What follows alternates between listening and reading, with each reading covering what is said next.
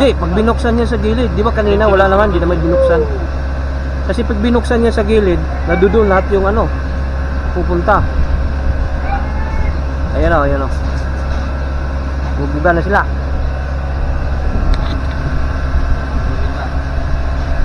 Kaya po yun. Oo. Makalabas lang. Sa ibabaw. Ayan o, ayan o. Ayan o.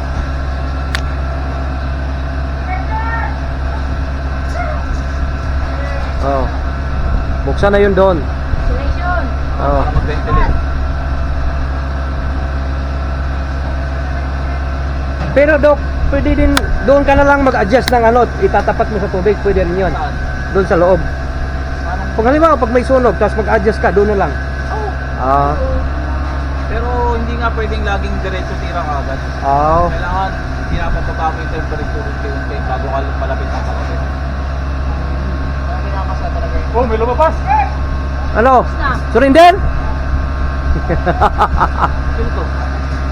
Ipia. Hindi yan Ipia. Saan to?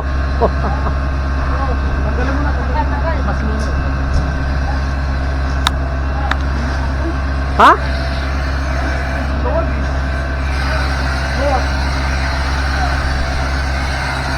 Baka sa buhok niya. Yan, kabila. Baka sa buhok niya. Ang luwag ng ano niya. Yung ano, yung init. Ha? Yung init mo. Nilagnat ka ba? Yung init ang hindi mo ginaya. Labas na yan. Buluwagan mo na para makapit. Nakaano ka pa. Tuyo-tuyo ka pa nga eh. Naka-short ka lang, no? Okay, ah. Bakit naka-short? Talaga yan. Naka-short din naman ako eh.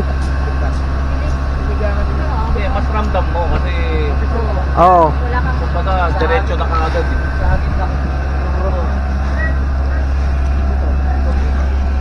Oh. Ano? Ha? At tapos ka na? Tapos ka na?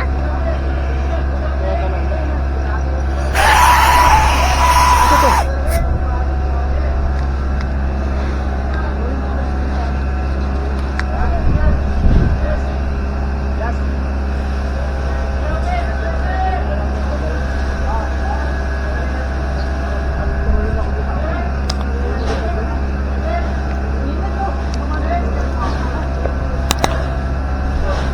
Yo, apoy oh, apoy. Oh.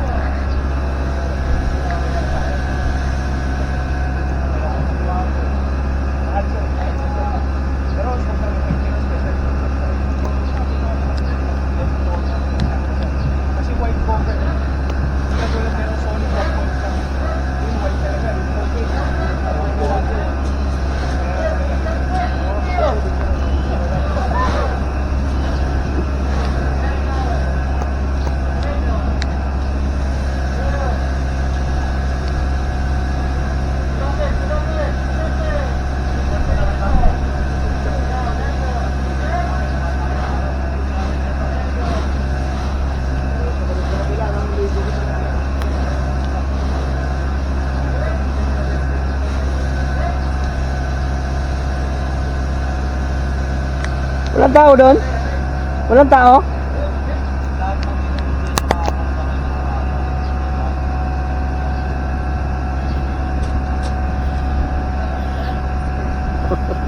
Ano?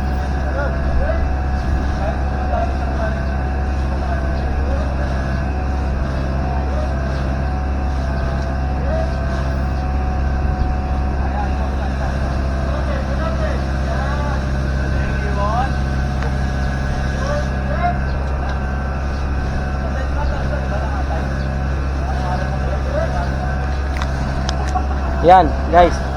Sagot sa mga ano, salot ako sa mga firefighter natin diyan. Kung gaano kainit yung sinusuong nila, yan oh. Ayan. Yan.